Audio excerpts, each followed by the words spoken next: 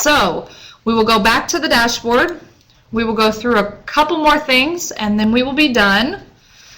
The next thing that I want to show you is the quarterly reports. I mentioned earlier that this section up here is your notification section.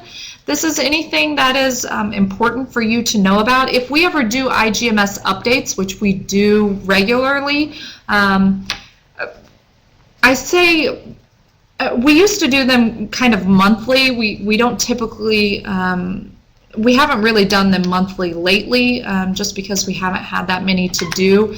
But I would say probably quarterly we do a decent iGMS update. But we have a notification that comes up here that says basically what's new with the iGMS, and then there's a list of things that are of changes that we've made, and that will stay there as long as you want it to stay there. So that's helpful, I think, for you as a new user. But quarterly reports are something else that you need to be aware of. They are due January 15th, April 15th, July 15th, and October 15th every single year, as long as you have a fully executed agreement. If you do not have a fully executed agreement, you will not be required to do a quarterly report. So you will get an email on the first day of each of those months that lets you know that you are needing to do a quarterly report, as well as this notification will pop up on your screen that lets you know that you have a quarterly report to do. Another thing to know, that if you don't get your quarterly report submitted by the 15th of the month, you will not be able to submit for reimbursement requests until you do it. So please make sure that you get that done.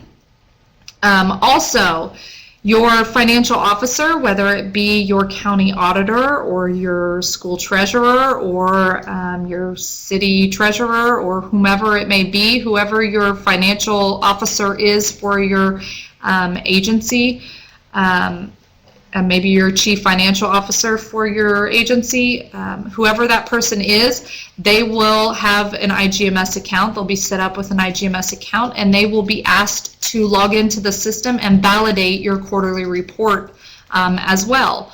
So that's something that the 2015 Secured School Safety Grant application has added in this year. Kim talked about earlier. So we have asked for that information in your 2015 application. If you're a Homeland Security applicant, you have been doing this, so you're familiar with that.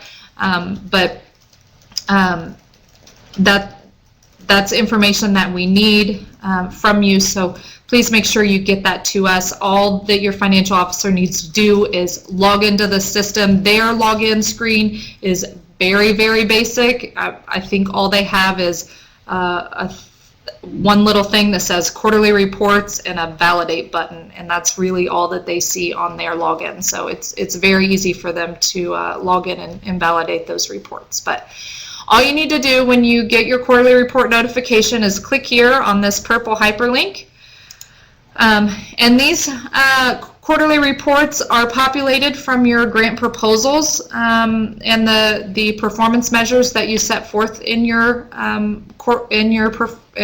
proposals. So make sure that you set decent milestones in those. What the iGMS does is it takes a snapshot of your proposal on the first of each of those months that I talked about earlier, January, April, July, and October. So whatever your proposal says on the first day of each of those months, that's what you are going to be required to report on. So if you need to make any changes to your performance expectations, you can do that during that time frame or prior to that time frame. That's not a big deal. You can do that prior to that date. If you forget to make the change prior to January 1st, you can report here in the notes section that you forgot to make the change, but that performance measure is no longer applicable, you'll make the change before the next quarter, and that's not that big of a deal. But what you'll do is when you get to your quarterly report, is scroll down to your milestones, and you'll click where it says edit here on the side, and it will pull up a percent complete, and you will choose a percent that this proposal milestone is complete. So this is the activity that we said was going to be complete on this particular project, and maybe we are 75% there. So we'll say, yep, we're doing pretty good. And you can put a note here, or you don't have to put a note here. That's totally up to you. So we'll just hit save and move on to the next one. We'll hit edit, and maybe we're only 50% there on this one. So we'll change that to 50, and we'll hit save, and we'll go to the next one, and maybe we haven't even started on that, so we'll just put 0. And we definitely haven't started a wrap up and close out, so we're definitely going to put 0 there and hit save. And that's all you have to do on your quarterly reports. It's very, very easy and simple for you to do. So the last thing you have to do is scroll up here to the top, hit edit, put in your name as the project director, and type in your financial officer's email address, and hit save.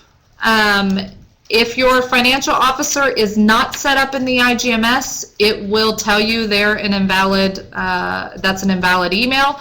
So please make sure that we have them set up in the system prior to doing your quarterly report.